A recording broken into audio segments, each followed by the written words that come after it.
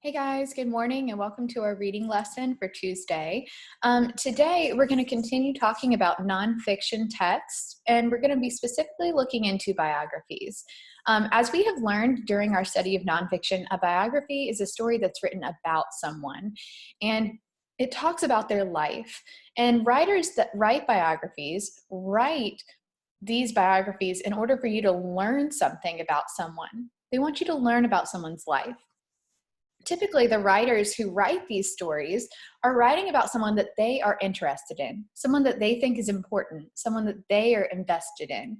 And when they write these stories or these biographies, they typically include the struggles of these people's lives. They include the difficulties that they had, the triumphs, the successes, and their accomplishments as well. So as we read a biography, now that we kind of know what is in a biography, we need to ask ourselves questions as we read in order to understand what we are reading. So last week we practiced with these questions. They are the W questions, as I like to call them. And this week we're going to continue looking at the W questions and making sure that we understand how to use them as we read. So the W questions, if you don't remember, are who? So who is the story about? What? What is the story about? What are they doing in the story? Where? So where is the story happening? When? When is it taking place? Why? Why is this important? And how? How did this all happen? What are the events that took place? So we're going to be using those questions to guide our reading today. Now, we're not going to be reading a book today. We're going to look at another version of a biography, and this is just a passage. This passage is a story about a lady. Her name is Gertrude Adurl, and this is written by Ed Combs, and it's called Queen of the Waves. As I read this passage today, I want to make sure that you're paying attention and that you're following along with me. It's very important that you're paying attention because when we're not together, it's very easy to get distracted by what's going on outside the window or what's going on in your home. So just as I'm reading, make sure that you are following along. One helpful way to do that is to get your pointer finger ready and kind of just guide yourself along as you are reading with me, okay? So let me go ahead and share my screen and we'll get started. So as we're reading this story today, just make sure you're thinking in your head the W questions: who, what, when, where, why, and how. And when we're done, we are going to be filling out a graphic organizer together about what we just read. Here we go. Gertrude Adurl was looking exhausted, but that wasn't surprising. She had been swimming for 11 hours. She wasn't in a warm, calm swimming pool either. She was in the middle of the icy and dangerous English Channel. Gertrude was trying to become the first woman ever to swim from France to England. She had already tried the 21-mile swim across the channel once, but failed. Now it looked like she would fail again. So guys, I'm going to pause for just a moment and I want to show you what Gertrude is trying to accomplish.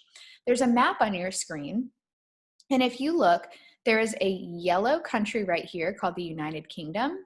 She was trying to swim from this yellow country across the channel, which is water, to this brown country called France.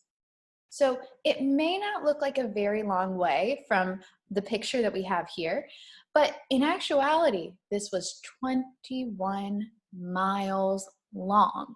That's a long way. If you were driving in your car down the interstate where you can go fast, you would still be driving for 21 minutes on average to get that distance.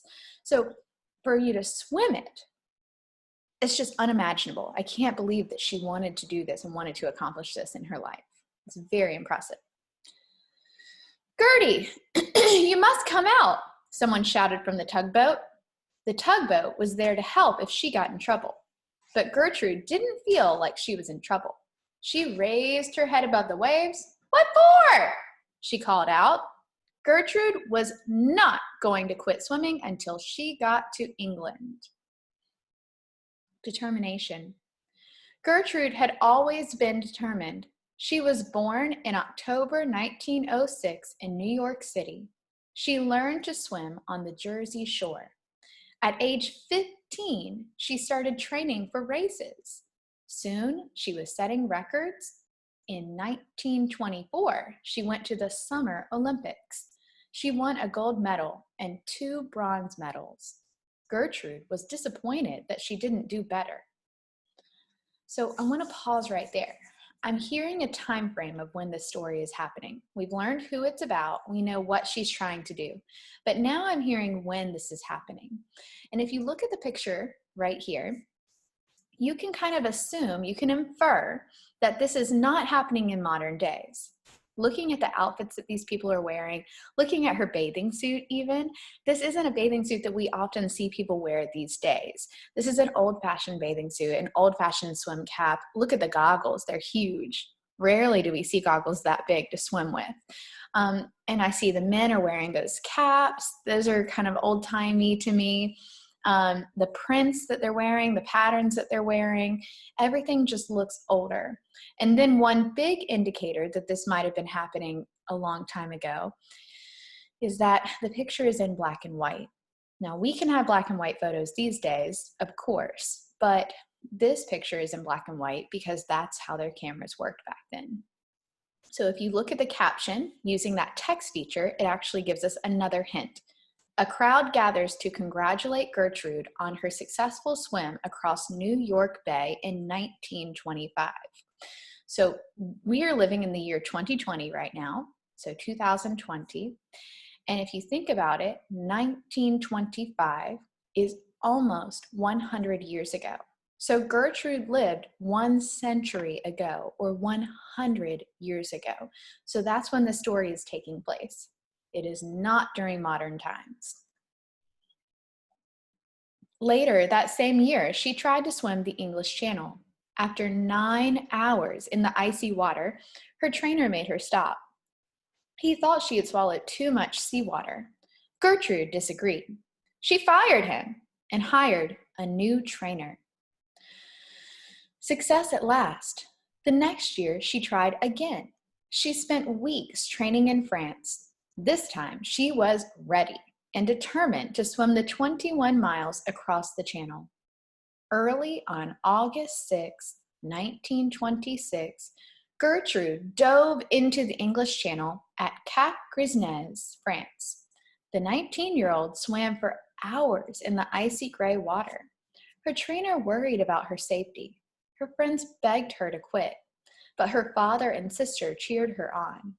Her father had promised to buy her a new car if she finished the swim. "Remember the car," he yelled. Gertrude kept swimming. I think that I would keep swimming too if I had a car waiting for me at the end. I love that. A hero's welcome. Gertrude returned to America after her swim across the channel and was greeted as a hero. People called her Queen of the Waves. New York City held a ticker tape parade in her honor. 2 million people attended. She met the president. She had a dance named after her. She even got to play herself in a movie. It was called Swim Girl Swim. After a successful swim, unfortunately, Gertrude had lost some of her hearing when she was a child. The channel swim made it worse. By the 1940s, she was deaf. But Gertrude had always been determined. She never let anything stop her. The Queen of the Waves spent the rest of her life teaching deaf children to swim. So I'm going to go ahead and zoom out and let you see this picture up top. The straight dotted line on this map shows the 21-mile distance between Cap Grisnez and Kingstown. The curved line indicates the 35-mile route Gertrude had to swim because of the bad weather and rough waters. So guys, Gertrude ended up swimming 35 miles. Not the 21 miles. She did more than that and did 35 miles. And then at the bottom here, we have a picture On August 27th, 1926, Gertrude rode through a huge crowd of proud, cheering Americans who lined Broadway in New York City. Very, very cool. So let's go ahead and look at our anchor chart that we used last week. And this morning with my earlier class, we went ahead and filled this out. So as we're talking about these, make sure to be giving your own answers. So for the question who was this story about? The story was about Gertrude and her life. What? Gertrude wanted to swim from England to France, and she trained to swim the English Channel. So she trained really hard. She worked with a trainer actually to accomplish her goal. When did this happen?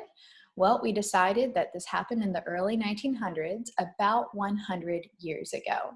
Okay, so around the 1920s. Where did this happen? Well, there were a few different locations in the story, even though the story was short. So we had a parade in New York City.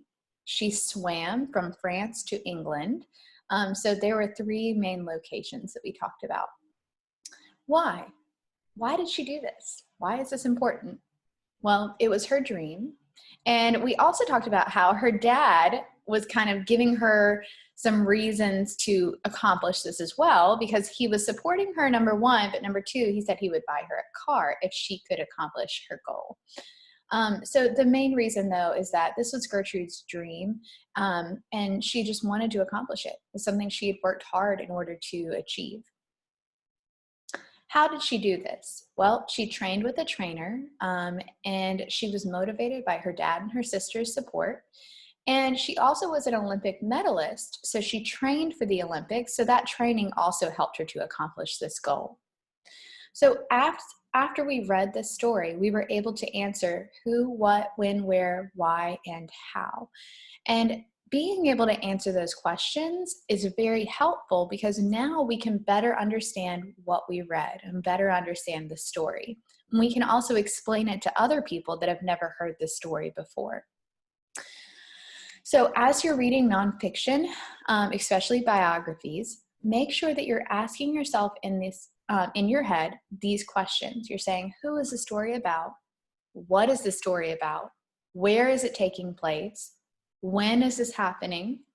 Why is this important? And how did this all happen? So today you have a story that you're going to read about Frederick Douglass, and you have an assignment to do. After you read the story in Epic, you're going to complete a reporter's notebook. It's on the screen in front of you. And you're going to just be completing the graphic organizer just like we just did for Gertrude's story. So read the book about Frederick Douglass. I have assigned it to you in Epic, and then you'll complete a reporter's notebook once you're done. Okay? If you have any questions, feel free to email me. And otherwise, I will see you this afternoon. Bye.